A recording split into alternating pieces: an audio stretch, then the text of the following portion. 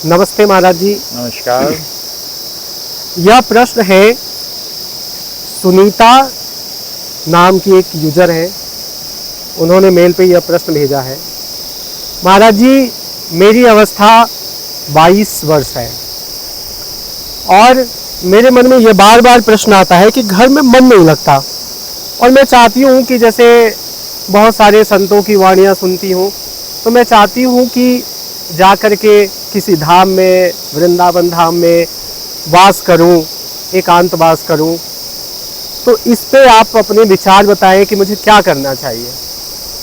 देखिए सुनीता जी, एक चीज़ तो बड़ी साफ है कि आपकी उम्र 22 साल है, तो अभी आपकी इच्छाएं तो होंगी, क्योंकि जब तक हमारे शरीर में हार्मोन्स अपनी गति पर रहते हैं तब तक शरीर में इच्छाएं होती हैं।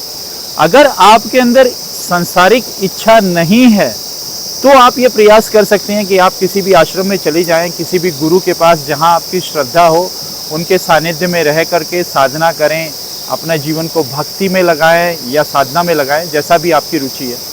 लेकिन अगर आपके अंदर इच्छाएं और आप चली जाएंगी तो आश्रम में भी जाकर संसार बसा लेंगी, और आश्रम में जो संसार बसाता है ना, वो बहुत खतरनाक है।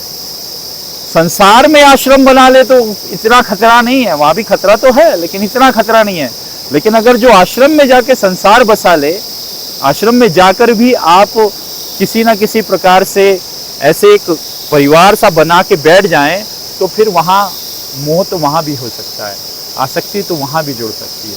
तो मेरा आपको निवेदन यही है, मेरी आपको सलाह यही है कि आप पहले खुद पे विचार करें कि अगर मेरे अंदर संसारिक इच्छाएं नहीं हैं तो हाँ, फिर आप एक समाज कल्याण के लिए, समाज को बेहतर बनाने के लिए और अपने आध्यात्मिक विकास के लिए आप वृंदावन, बद्रीनाथ, जहाँ भी कोई ऐसा स्थान या कोई ऐसा गुरु आपको प्रभावित करता है या आपको ऐसा लगता है कि आप उसके प्रति समर्पित हो सकती हैं उनके प्रति, तो वहाँ जाकर आप समर्पित हो और सेवा दें। सेवा से हमारे पापों का नाश होता है, दान से हमारे पापों का नाश होता है, तप से हमारे पापों का नाश होता है। इन तीनों कर्मों में से एक ना एक कर्म हमें हमेशा करना चाहिए। अगर हम गृहस्थी हैं तो हमें दान करना चाहिए, अगर हम और थोड़ी बहुत सेवा भी करनी चाहिए, और अगर हम सन्यासी हैं तो हमें प्रयास करना चाहिए कि हम तप करें और सेवा करें। ये दो चीज़ें बड़ी जरूरी है। सेवा तो गृहस्थी के लिए भी जरूरी है और सन्यासी के लिए भी जरूरी है, जो समाज में रहता है। जो समाज में नहीं रहता सन्यासी, वो तप करे ताकि उसके प्रारब्ध का नाश हो। ये एक ऐसी अग्नि है जिसमें हमारे प्रारब्ध जल जाते हैं, और प्रारब्ध ही हमें बार बार योनियों में, बार बार जन्मों में घसीटते हैं। दूसरी चीज ये कि अगर मन में इच्छाएं हैं और अभी संसार के प्रति लगाव है, तो मैं ये कहूँगा बाबाओं को सुनना बंद कर दें, आध्यात्मिक प्रवचन सुनना बंद कर दें, मंदिर जाएं और परमात्मा की बस भक्ति करें, मंदिर मत्था टेकें, 2 कीर्तन गाएं और घर आ जाएं, और अपने व्यापार पर, अपने काम पर, अपने बिजनेस पर ध्यान दें, अपने परिवार पर ध्यान दें, तो आपको ज़्यादा लाभ होगा। अन्यथा आप दुविधा में बट जाएंगी।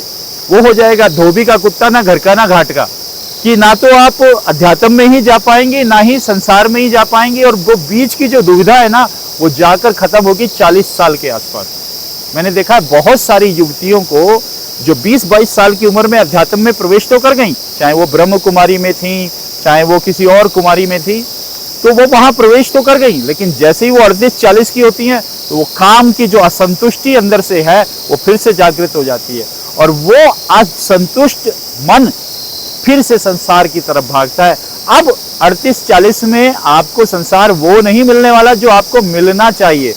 तो इसलिए मैं ये कहूँगा कि पहले संसार से तृप्त हो जाएं और फिर उसके बाद में आप आगे बढ़ें, तो आपके लिए बहुत ही एक उज्जवल भविष्य है।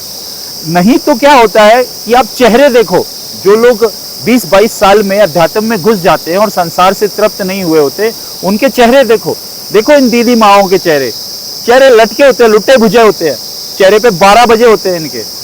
आप देखोगे जैसे जैसे वो बुजुर्ग होते हैं तो उसमें कोमलता और खुशी नहीं आती, वो चेहरे पर ऐसी आती है कि वो अगर एकांत में बैठे हैं तो जैसे कुछ दबा के और अपने आप को गुस्से में या किसी दब्बूपन में अपने आप को दबा के बैठे हुए, कोई चीज उन्होंने गहरे दबाई हुई है। नहीं, ऐसा नहीं जीना, कुंठित जीवन नहीं जीना है। तो अगर आपके अंदर संसार की इच्छाएं हैं तो पहले संसार से तृप्त हों, और अगर संसार की इच्छाएं नहीं है तो फिर आप अध्यात्म में बेरोक टोक जा सकते हैं और इसमें बढ़ सकते हैं। हम सब उदाहरण देते हैं ध्रुव का, भाई बच्चा था चला गया, अरे ध्रुव 6 साल में गया लेकिन उसके बाद वापस भी आ गया, फिर उसने शादी भी की, परिवार भी बना, उसके भी बच्चे हुए और उसका वंश चला आगे। तो ऐसा नहीं है, आप 25 से पहले तो अध्यात्म में जा सकते हो और लौट के भी आ सकते हो, लेकिन आप जहां 25 के हुए फिर वो थोड़ा उसके लिए लेट हो जाता है, क्योंकि जब तक आप अध्यात्म में जाओगे और एक्सपीरियंस लोगे और फिर लौट के आने की कोशिश करोगे तब तक आप 40-45 के पार जा चुके होंगे। और जब तक आप 40-45 के पार चले जाओगे, अब ना तो इंद्रियां काम करेंगी, काम इंद्रियां, और ना ऊर्जा इंद्रियां काम करेंगी, तो अब वो बात नहीं रहने वाली और आपको ना संसार में मजा आएगा ना अध्यात्म में मजा आएगा। इसीलिए आप अगर जीवन का आनंद लेना चाहते हैं तो अपने साथ बैठिए, देखिए कितना संसार आपको चाहिए, और अगर संसार नहीं चाहिए तो बढ़िया अध्यात्म में, संसार चाहिए तो बढ़िया संसार में।